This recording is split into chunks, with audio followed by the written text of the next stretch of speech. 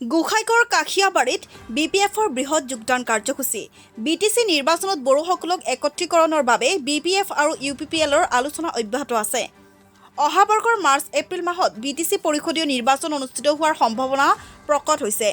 BTC পৰিষদীয় নিৰ্বাচনৰ ওচৰ চাপি অহাৰ লগে লগে বিটিচিৰ বিভিন্ন ৰাজনৈতিক দলৰ নিৰ্বাচন কেন্দ্ৰিত তৎপৰতা বৃদ্ধি হোৱাও পৰিলক্ষিত হৈছে।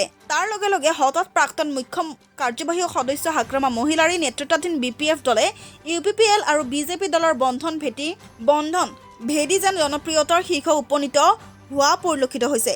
আজি তাৰে উদাহৰণ দেখা গ'ল কাশিয়াবাৰীত। আজি গোসাইগাঁৱৰ মহকুমাৰ কাশিয়াবাৰীত প্ৰায় ৩৫ ডিগ্ৰী গৰমত বিপিএফৰ জমদুৱাৰ ব্লক সমিতিৰ উদ্যোগত বিপিএফৰ বৃহৎ যোগদান কাৰ্যসূচী আৰম্ভ হয়।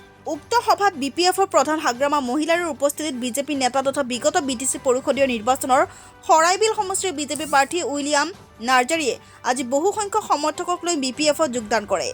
ইয়াৰ লগতে ইউপিপিএল, বিজেপি আৰু জিএছপি দলৰ পৰা মুঠ ৩,৬৯৯ গৰাকী ব্যক্তি আজি আনুষ্ঠানিকভাৱে বিপিএফত যোগদান কৰিছে।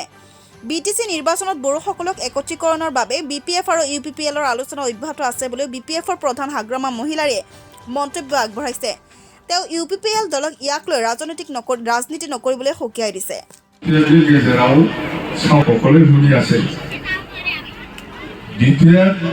আৰু ইউপিপিএল এইবাৰ একগোট হৈ পেলাই মিলি পেলাই নিৰ্বাচন খেলিব বুলি আপোনালোকে শুনি আছে।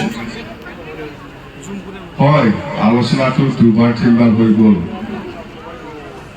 বিপিএফৰ আমাৰ কেইজনমান লিডাৰ আৰু ইউপিপিএলৰ কেইজনমান লিডাৰ লৈ পেলাই আলোচনাটো চলি আছে। মই আলোচনা কৰা নাই, জাষ্ট আমি দলৰ হৈ পেলাই 3জন মানুহক আমি দায়িত্ব দিছে বিপিএফ দলৰ পৰা, আৰু ইউপিপিএলৰ পৰা 6জন মানুহক দায়িত্ব দিছে। ইহঁতে আলোচনা কৰি আছে, কিন্তু আজিলৈকে কি হ'ব ফাইনেল হ'বলৈ পৰা নাই। আমাৰ একো আপত্তি নাই।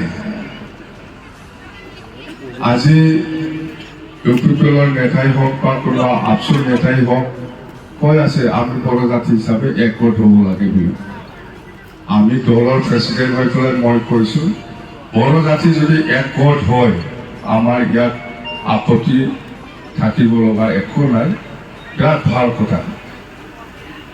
বড়ো জাতি যদি একগোট হয় আমাক ক'ব লগা ইমান পুৰণা মানুহ মই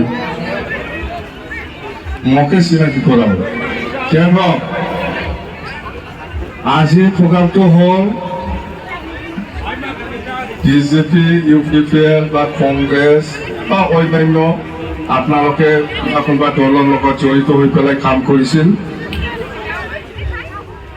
এতিয়া কিন্তু ইয়াৰ নামত আজি ইউপিপিএলৰ কেইজনমান নেতা কৰ্মীসকলে ৰাজনীতি কৰি আছে যে আহক আপোনালোকে আমাৰ লগত, যিহেতু বিপিএফ আৰু ইউপিপিএল একগোট হ'বলৈ গৈ আছে, আপোনালোকে আহক আমাৰ দলত আহক। হাগ্ৰামা মহিলাৰীয়ে দিছপুৰত যাব আৰু প্ৰমোদ বড়োৱে বিটিচিত চিফ হ'ব। সেইকাৰণে আপোনালোকে আমাৰ লগত আহক, এনেকুৱা দল বাজে আছে। এই কথাটো মিছা, এই কথাটো মিছা।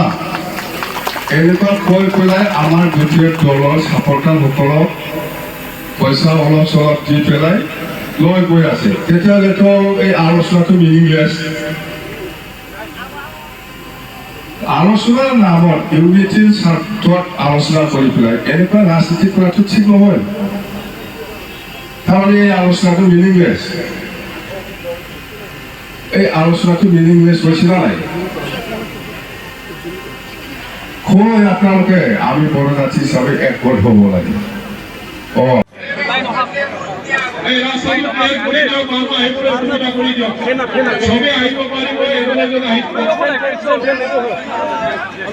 রঞ্জিত ইমারি বিজেপি লিডার, একটিভ মার্কার মোহন নজরি BJP. News desk report, Times in 24।